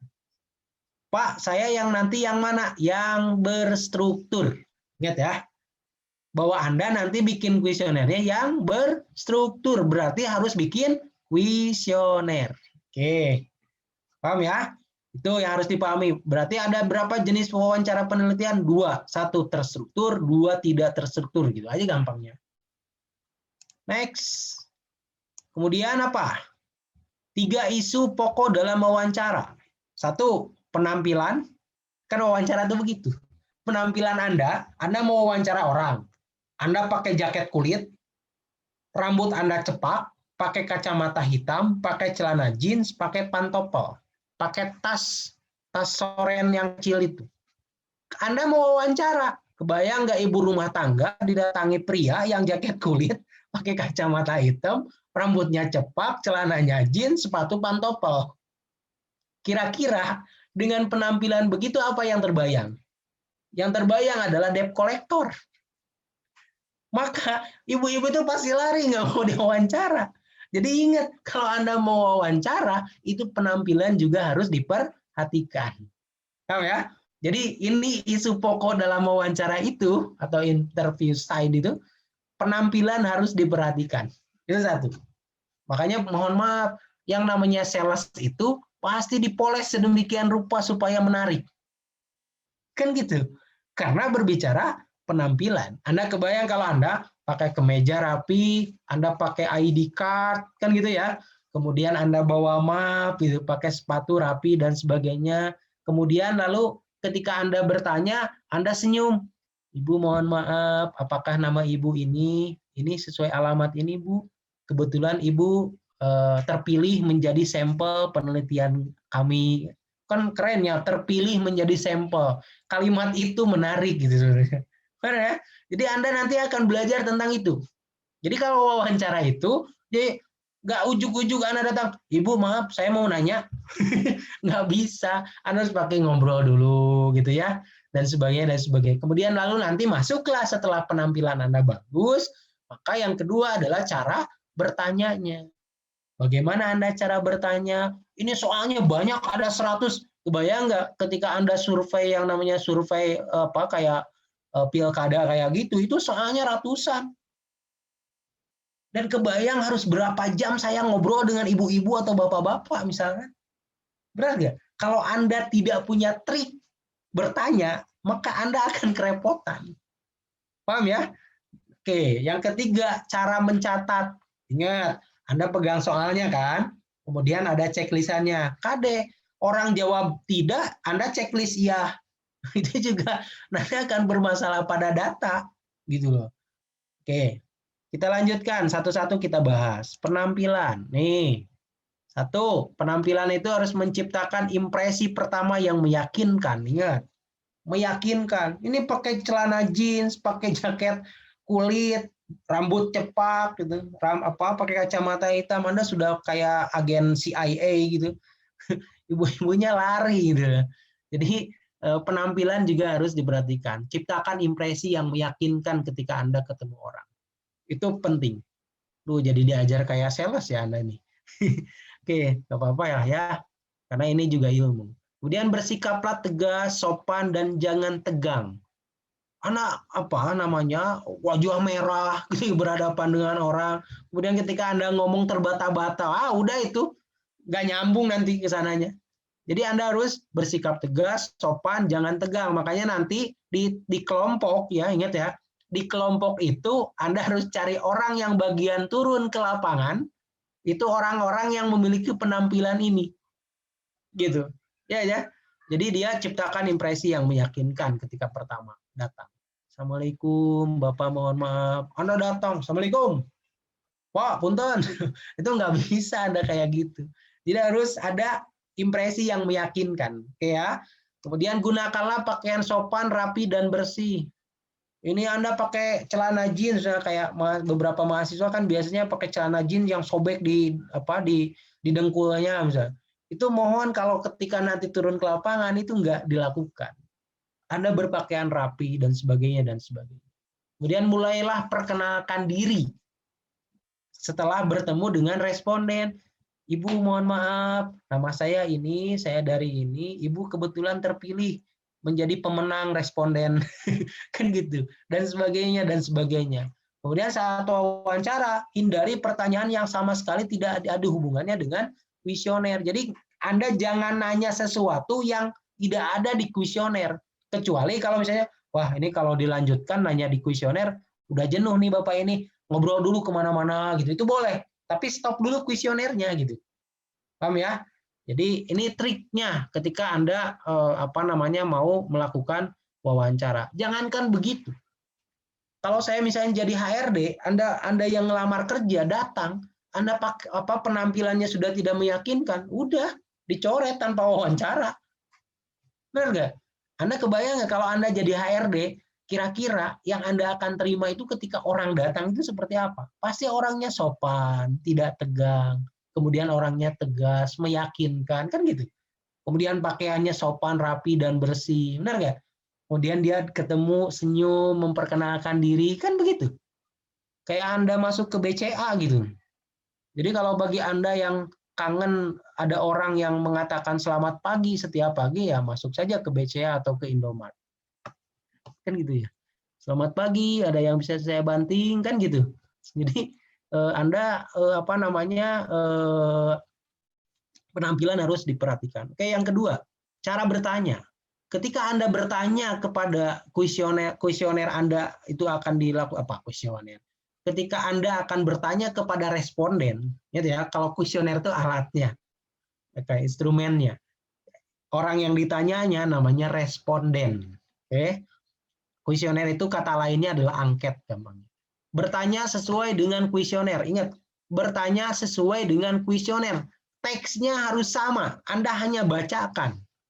Kalau Anda sudah nyambung, misalkan bapak-bapak itu bisa ditanya oleh Anda, baru Anda bacakan pertanyaannya sesuai dengan teks yang ada di kuesioner. Ingat, jangan ada yang dihapus. Kemudian Anda bacanya titik komanya juga harus diperhatikan. Kenapa begitu? Karena takut salah paham. Jadi ketika orang ditanya Anda ada kata yang nggak kebaca, itu takut salah paham dan jawabannya justru jadi salah gitu. Paham ya? Jangan mengubah kata dalam pertanyaan tuh kan. Anda nggak boleh mengubah walaupun maksudnya sama, tetap saja nanti takutnya jawabannya berbeda. Kemudian ikuti urutan pertanyaan yang telah diatur. Jadi nomor 1, nomor 2, nomor. Jadi Anda jangan nganggap kayak tadi misal, oke tingkat kekayaan. Soalnya nomor 1, kemudian nomor 8. Oh saya setelah nomor 1 nomor 8 dulu. Enggak. Anda udah aja langsung selesai nomor 1, nomor 2 gitu. Terus gitu dan sebagainya. Kemudian gunakan komunikasi nonverbal yang mendukung partisipasi responden. Kayak Anda anggukkan kepala, senyum gitu.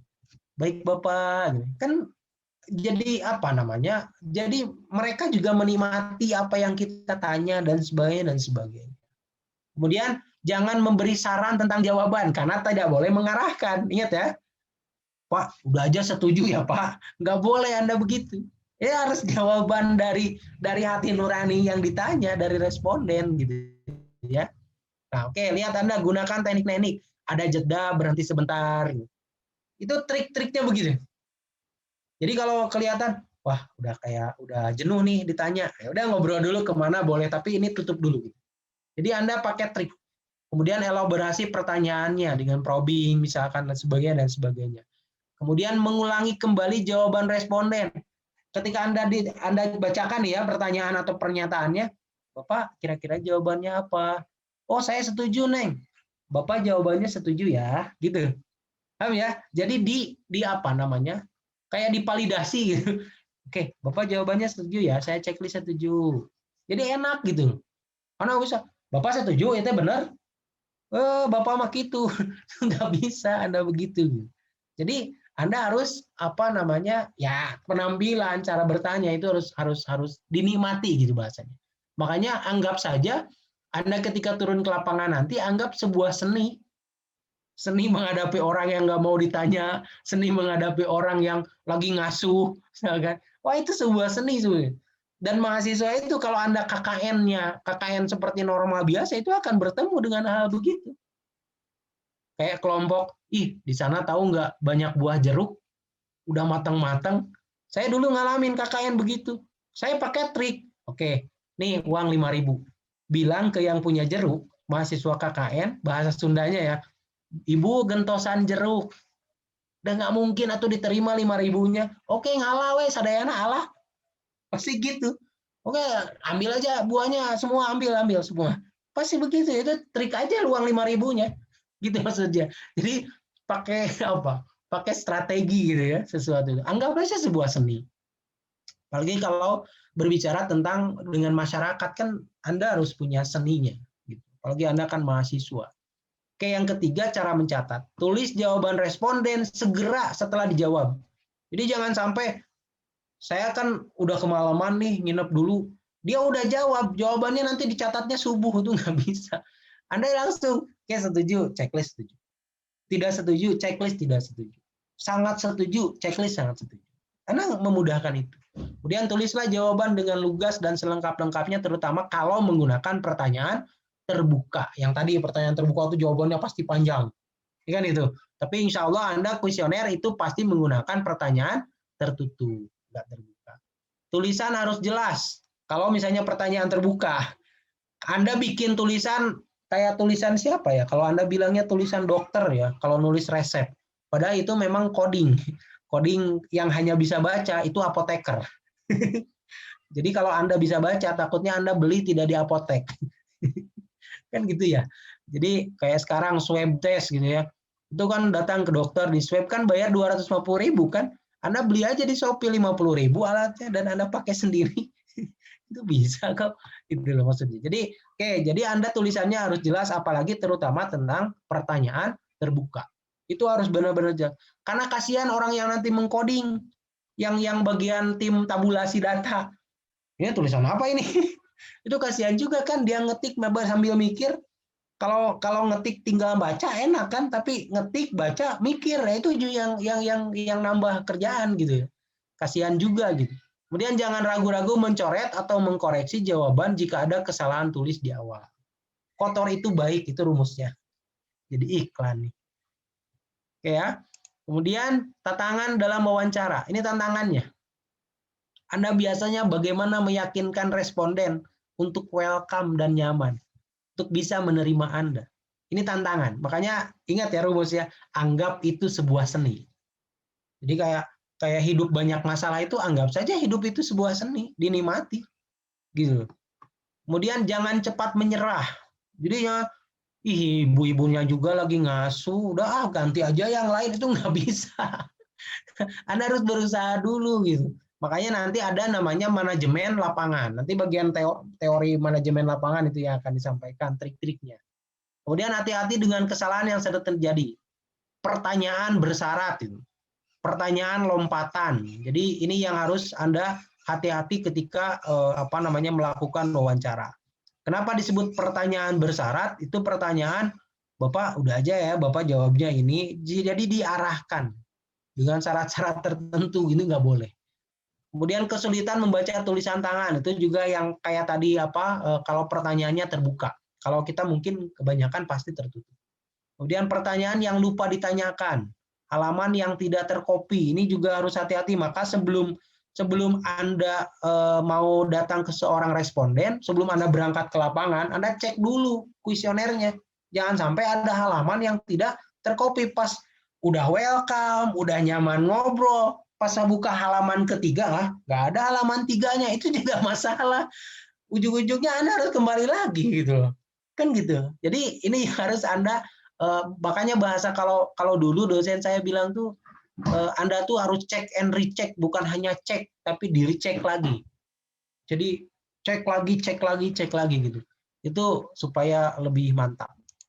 Nah, ini potensi kesalahan dalam wawancara. Jadi kuesioner itu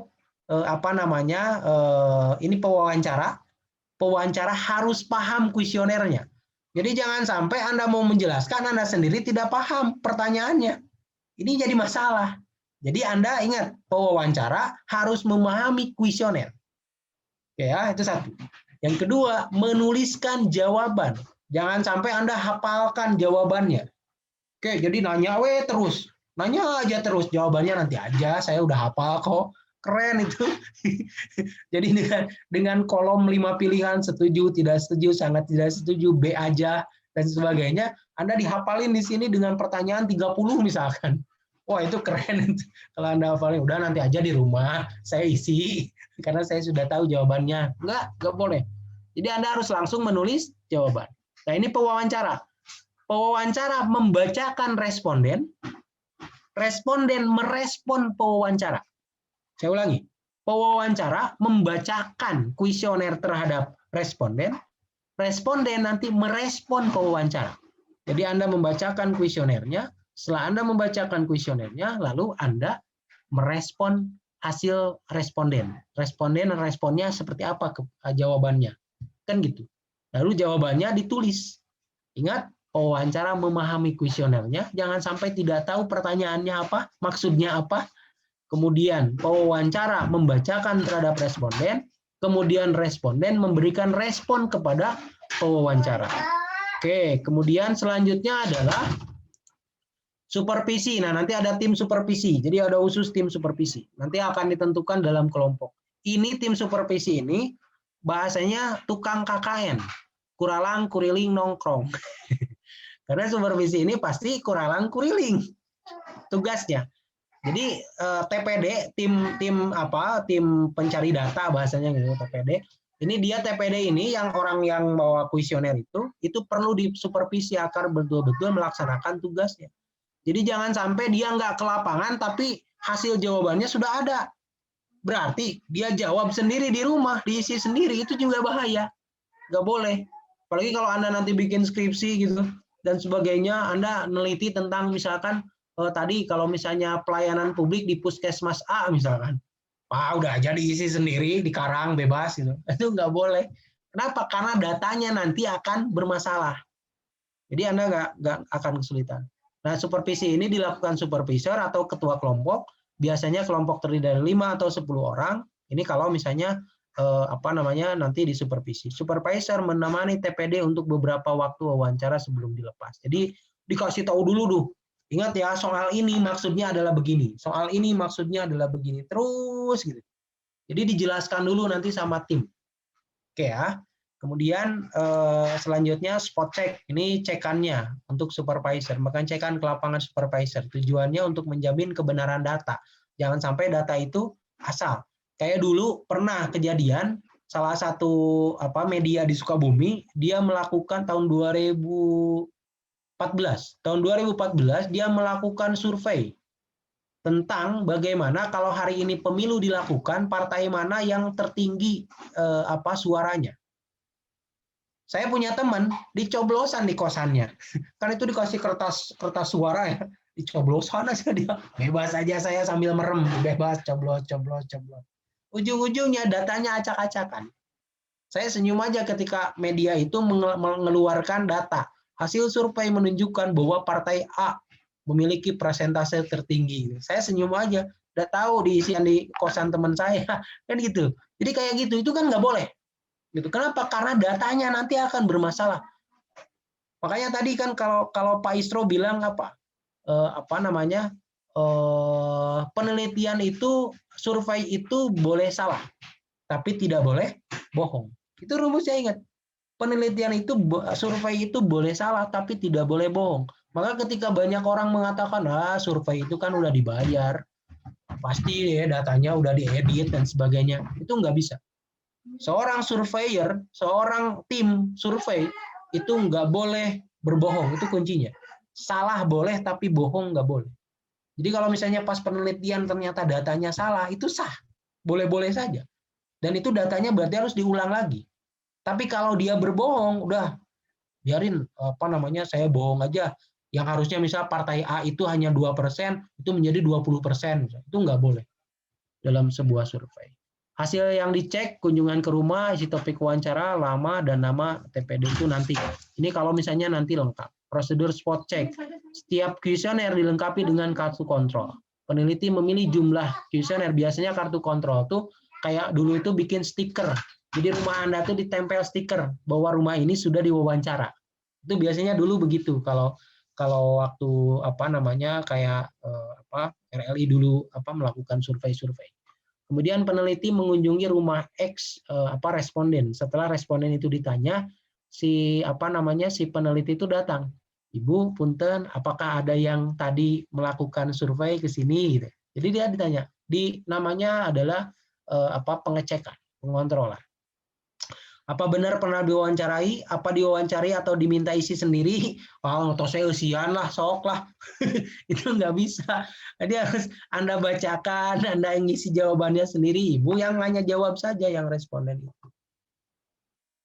Kemudian diwawancarai mengenai apa? Apa diwawancari sendiri atau berkelompok? Apa mengingat nama orang yang mewawancarai? Makanya Anda kenalan dulu siapa Anda yang mewawancarai biar orang tidak terlalu ini. Oke, prosedur cek ini jika ada kecurangan akan mengecek ulang semua kuesioner.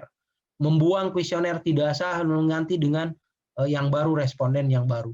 Bayaran TPD, jadi kuesionernya itu respondennya ujuk-ujuk diganti. Wah, udahlah tetangganya ini, udah tetangganya aja, orangnya nggak ada, itu nggak bisa. Jadi harus benar-benar pas tepat sasarannya. Kalaupun nanti respondennya diganti, itu nanti oleh tim dari sana. Jadi, Pak, ini ada masalah, respondennya begini. Nanti ada yang tim bagian penyusunan responden, penyusunan sampel penelitian. Kan gitu ya, populasi dan sampling. Oke, itu saja mungkin materi saya. Nanti filenya saya kirim ke grup buat Anda baca-baca. Mudah-mudahan bermanfaat. Saya kembalikan ke moderator.